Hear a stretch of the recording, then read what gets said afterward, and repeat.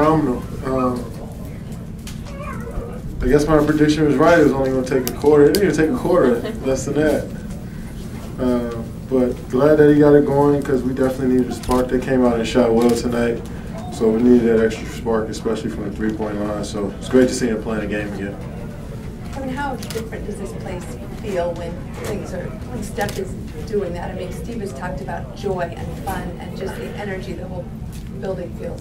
I think just everybody gets excited by that, especially, now that's who Steph Curry is. They've been a part of his basketball career since he started. So, to see him go off like that, it's seen nice like this plenty of times. So, we know that's what we needed for some more energy. I think, putting him in there, bringing him back, him getting healthy again gave us some more energy, and hopefully we take off from here.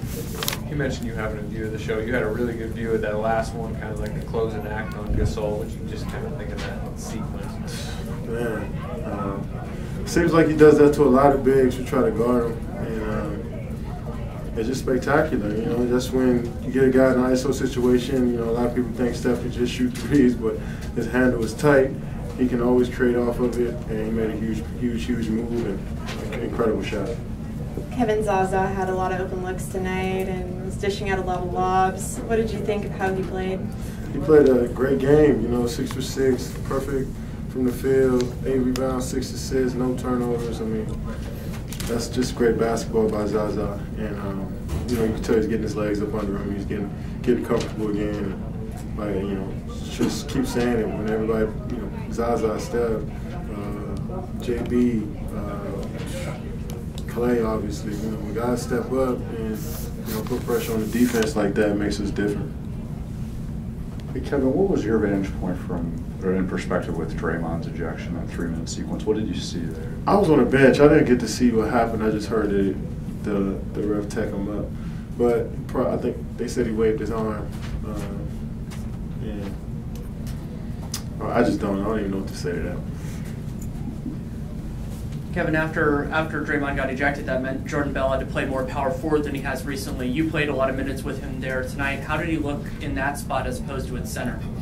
I think our bigs are interchangeable. I think, you see Zaza with 6 assists, I think our bigs can do pretty much everything.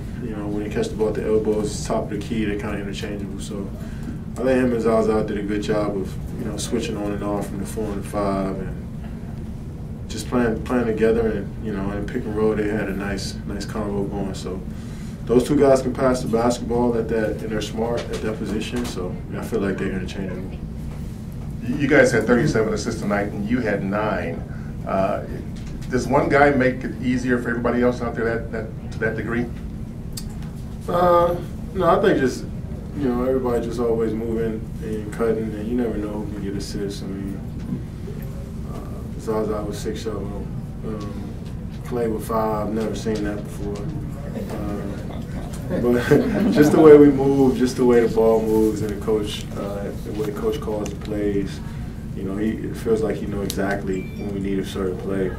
And it doesn't matter who delivers the ball on, he's on target and on time, and we execute, make a good shot. And Kevin, Steve mentioned before the game that this stretch could do wonders for Steph come April, May, June. You went through it later, but missed the 19 games. And how did your legs feel in terms of being fresh during the postseason? It wasn't like Steph was just sitting around the whole time. I think obviously it's not game time shape that he's in, but just in the weight room every day, then gradually getting on the court. I feel like he got a good rhythm, and once he got into the games, I felt like he just felt like it was like practice again. Just he's been over that plenty of times, over and over again. Shooting the basketball, those situations he's been a part of that before. So missing 3 weeks really doesn't hurt a player like that.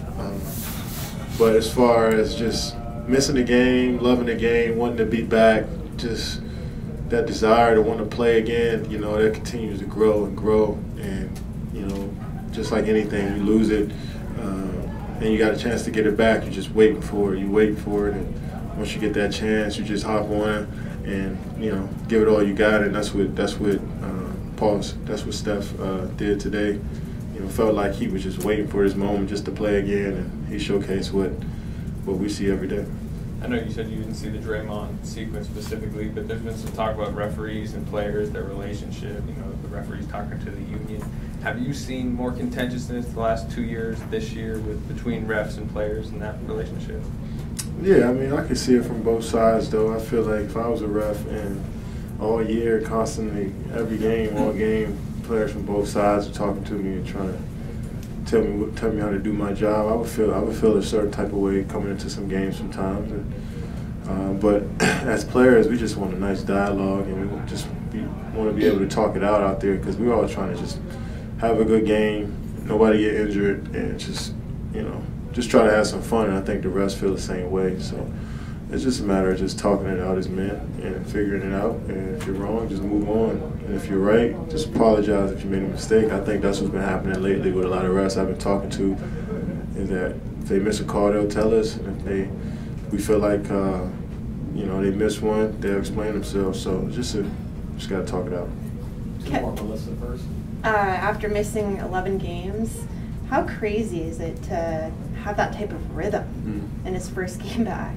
Well, it's just a matter of shooting the ball over and over again every day since he was probably, I don't know how when Steph started, but I want to say 8 years old. You know, that's just a matter of 3 weeks is not going to throw your rhythm off, you know, when you've been doing it for 20 years, you know. So it was just a matter of him just getting right physically with his body and getting his legs up under him. And I think he did a phenomenal job of rehab and putting in extra work just to be ready to play in an NBA game. That speed, that pace, and the first play he ran down his first basket, he ran down the paint so fast. I was like, man, he looked like he's been out here for a while, so that was good to see. And you know, hopefully he just keeps building. This is your final game of 2017. How would you assess your team so far this year? I think we're in a good spot. We started off the season a little slow, and I think we picked it up. We had some, as you know, unfortunate injuries to a couple of our guys, and I think we did a good job of withstanding that and coming out a solid team from that and learning a lot.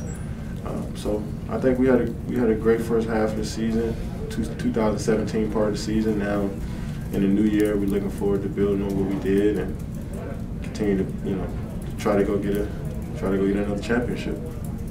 Great, thank you. We will have Steph here. Thanks, Kevin. Thank you. Thank you, sir. Thank you, and Happy New Year. Happy New Year.